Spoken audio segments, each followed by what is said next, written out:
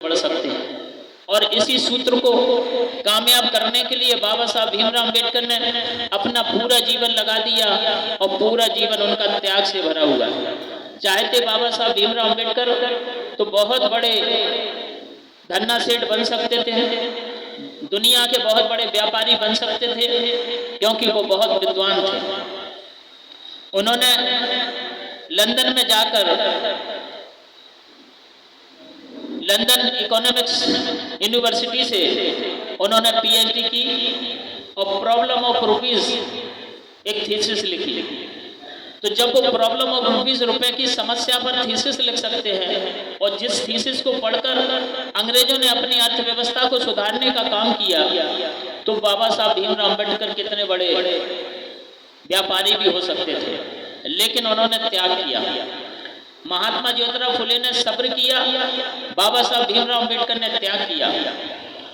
और मानवर कांशीराम साहब ने, जो एक क्लास के अधिकारी थे, साइंटिस्ट थे, पूना के अंदर नौकरी कर रहे थे, एक क्लास के अधिकारी थे, लेकिन उन्होंने अधिकारी से त्याग पत्र देकर, नौकरी से त्याग पत्र देकर और इस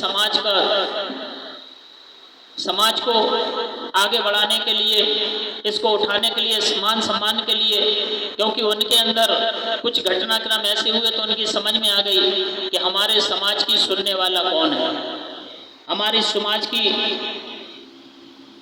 बात रखने वाला कौन है, इनके दुख और तकलीफ को देखने वाला कौन है। ना इनके मंत्री हैं, ना इनके पास विधायक हैं, ना इनके पास सांसद हैं। ये बात मानवर कांशीराम साहब के दिमाग में घर कर गई और साथ ही उन्होंने त्याग पत्र दिया नौकरी से और पूरे देश के अंदर जो सूत्र बाबा साहब ने दिए थे, 3 सूत्र, उस पर उन्होंने काम करना चालू कर दिया। बाबा साहब भीमराव अंबेडकर के 3 सूत्र पर मानवर कांशीराम साहब ने जो शिक्षित करो, सबसे पहला सूत्र जो बाबा साहब का था, उसको साकार करने के लिए उन्होंने पूरे देश के पढ़े लिखे लोगों को उनके बीच जाकर उनको समझाने का काम किया, बताने का काम किया और साथ ही उन्होंने संगठित किया और संगठित करके उन पढ़े लिखे लोगों से कहा कि तुम इस समाज में जाकर, जो हमारा अनपढ़ समाज है, जो हमारा गरीब समाज है, जो किसान समाज है, जो मजदूर समाज है, उसमें जाकर आप इसको जागरूक करने का काम करो, इसे जगाने का काम करो, इसको संगठित करने का काम करो। साथियों, वो पढ़े लिखे लोग 6 दिसंबर 1978 से और 6 दिसंबर 1981 तक उन पढ़े लिखे लोगों ने पूरे देश के अंदर बड़े बड़े सेमिनार, सिंपोजियम करके, छोटी छोटे कैडर और मीटिंग लेकर और एक बहुत बड़ी भीड़ इकट्ठी कर ली। जब भीड़ आपस में इकट्ठी होने लगी तो जो उनके अंदर समस्याएं थी, जो उनकी परेशानियां थी, वो एक दूसरे से कहने लगे। जब उनके जो पढ़े लिखे लोग थे, उनके घर की समस्याएं, घर के लोगों की समस्याएं थी, किसी के साथ अन्य अत्याचार हो रहा था, किसी के साथ कोई घटना हो रही थी, तो जब वो आपस में करने लगे तो वो कर्मचारी कहीं आंदोलन नहीं कर सकते थे। तो फिर मानवर कांशीराम साहब ने दूसरा जो सूत्र था कि संघर्ष करो बाबा साहब का, उसके लिए उन्होंने फिर DS4 बनाया। DS4 6 दिसंबर 1981 को बनाया, दलित शोषित समाज संघर्ष समिति, और उसको बनाकर और उस संघर्ष के माध्यम से पूरे देश के अंदर जो अन्याय अत्याचार हमारे लोगों के बीच होते थे, लोग क्योंकि इस देश के अंदर 6,39,000 गाँव, 6,39,000 गाँव में, जहां उस समय जो गांव थे, जब हमारे लोग इकट्ठे हुए तो जहां जहां अन्य अत्याचार होते थे उसको इकट्ठा होकर और उजागर करने का काम किया,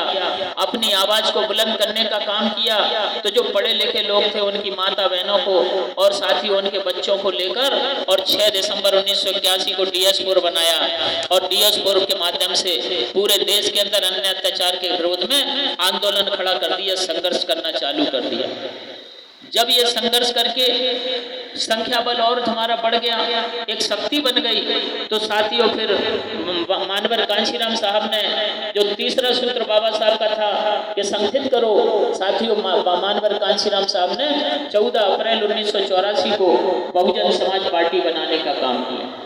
और बहुजन समाज पार्टी बनाकर पूरे देश के अंदर हमारे लोगों को सपने दिखाना चालू कर दिए कि तुम्हें इस देश का शासक बनना है, तुम्हें विधायक और सांसद अपने बनाना है, तुम्हें अपना प्रधान से लेकर प्रधानमंत्री तक बनाना है। इसके लिए आप गांव-गांव जाकर, गली गली कूचे में जाकर, और आप अपने जो छोटे छोटे साधन है, जो आपके पास साइकिल है या आप पैदल है, आप इसका सहारा लेकर और गांव-गांव जाकर गांव-गांव में लोगों को तैयार करो। और जहां पर लोग एक तरफ